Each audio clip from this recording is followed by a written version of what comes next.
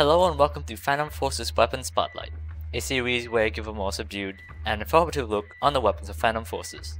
In this episode, I'll be covering the X95R. The X95R is a carbine unlocked at rank 130. It deals 27 damage by 65 studs and falls off to 20 damage by 120 studs. It fires at 950 RPM with a 1.1 times body multiplier and a 1.5 times head multiplier.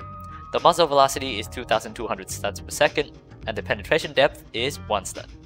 Here is the shots to kill table. It has low recoil and holds 30 rounds in a magazine with 150 rounds in reserve, or 5.45 by 39 rounds. The reload speed is 2.2 seconds and the empty reload speed is 3 seconds. It has a 14 walk speed and a pretty fast 17 aim speed. The X95R excels at pretty much every range. Oh god. It definitely falls into the category of what's usually considered the meta quote-unquote automatic rifle. It's got low recoil with really high fire rate, and this results in you being able to completely delete people up to medium range. Like most automatics, however, it doesn't have the damage to really hold its own beyond 100 studs, so fighting at long range isn't advised, but it's doable because, you know, the gun has low recoil and high fire rate. I don't exactly have anything else specific to say really. You point the X95R at someone and they're going to disappear very quickly.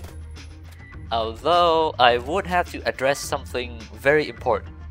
The X95R and the fabled HK416 have similar range, damage, and reload speed.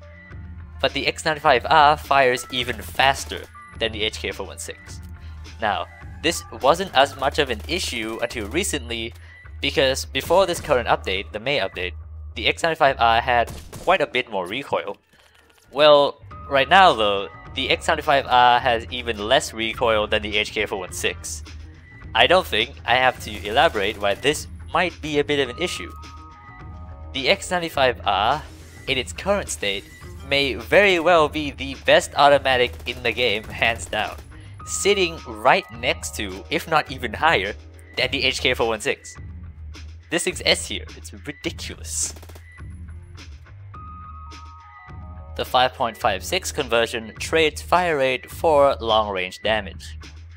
It now deals 30 damage up to 50 studs and falls off to 25 damage by 85 studs. The fire rate is reduced to 800 RPM, and the body and head multipliers are also reduced to 1 times and 1.3 times respectively. The muzzle velocity remains the same at 2200 studs per second, but the penetration depth is increased to 1.5 studs. Here is the shots to kill table. The recoil got a slight increase, but it's still quite low, and it holds 30 rounds in a magazine with 150 rounds in reserve, or 5.56 NATO rounds. Everything else here remains the same. There isn't much to be said about this conversion really. Like I said earlier, you lose some fire rate, making it a little worse at close and medium range, but it allows you to 4-shot people at long ranges.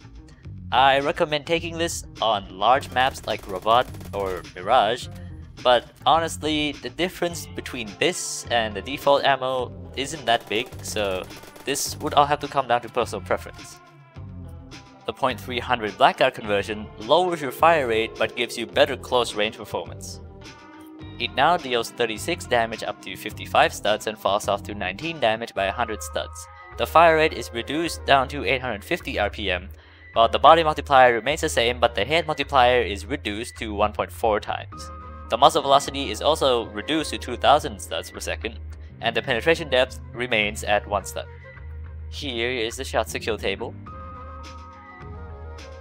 The recoil gets a slight increase, but it's still low, the same as the 5.56 conversion, and it now holds 30 rounds in the magazine with 150 rounds in reserve of .300 AAC blackout rounds. Everything else here remains the same. Now this conversion is real spicy.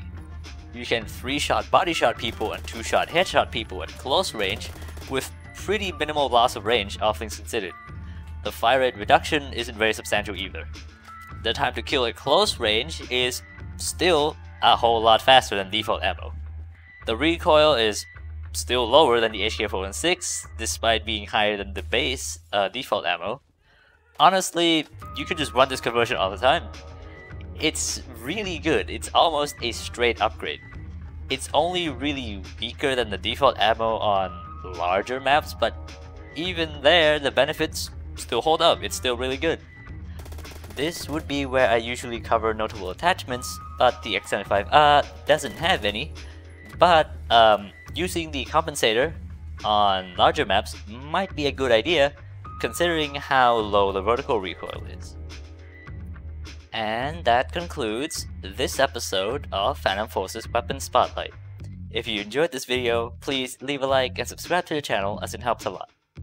Thank you for watching, and see you next time.